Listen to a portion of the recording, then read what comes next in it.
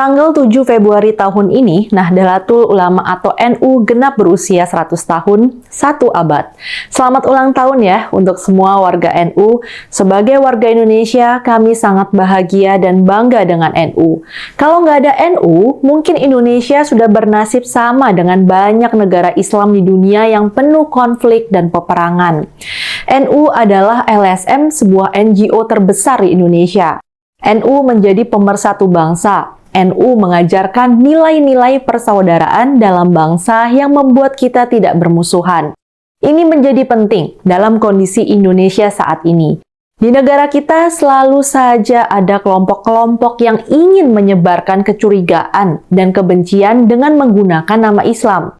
Mereka ini ingin menguasai Indonesia. Untunglah ada NU. Saya ingin menyebut 3 kampanye NU yang sangat relevan untuk keselamatan Indonesia. Pertama-tama, sikap NU untuk tidak menggunakan sebutan kafir kepada non-muslim. Ini adalah keputusan Musyawarah Nasional Alim Ulama dan Konferensi Besar NU tahun 2019. Ini penting, karena saat ini kita mudah sekali mendengar orang yang mengkafir-kafirkan non-muslim, bahkan juga mengkafirkan muslim. Mereka yang suka mengkafirkan non-muslim ini memang seperti membuat garis pemisah yang tegas antara muslim dan non-muslim. NU menganggap yang disebut kaum kafir adalah orang jahat yang memusuhi Islam. Seorang pemeluk Kristen yang tidak memusuhi Islam tidak bisa disebut kafir. Sikap NU ini penting karena di dalam NU berkumpul para ulama dengan pengetahuan keislaman yang mendalam. Jadi bukan sekedar kumpulan ustadz kaleng-kaleng. Karena itu sikap NU ini sangat penting bagi Indonesia.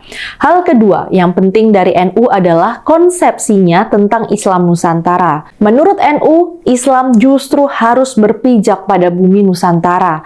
Dan ini ada kaitannya dengan bagaimana Islam masuk ke Indonesia.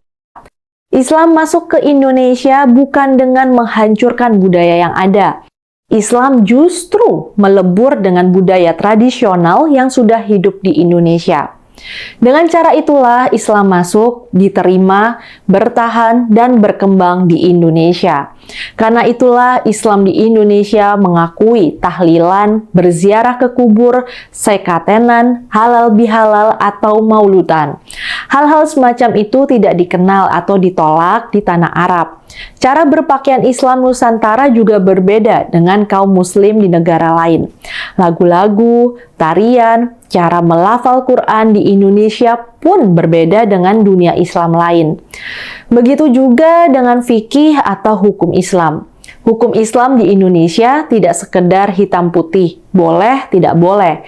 Islam Nusantara sangat mentoleransi keberagaman.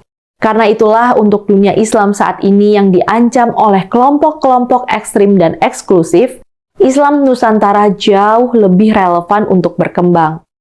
Banyak tokoh yang menyatakan Islam Nusantara bisa menjadi teladan bagi negara-negara lain.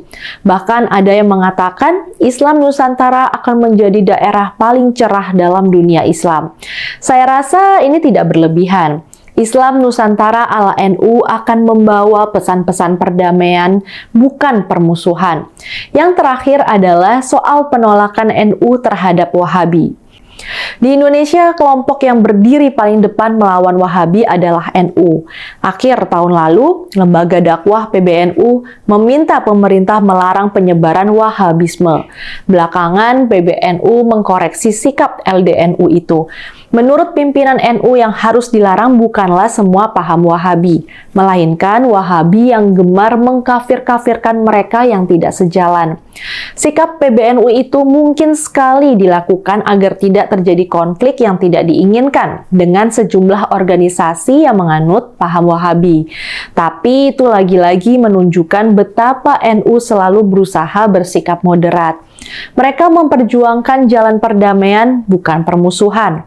Jadi rasanya tidak berlebihan kalau dikatakan NU adalah salah satu kekuatan yang menyelamatkan Indonesia.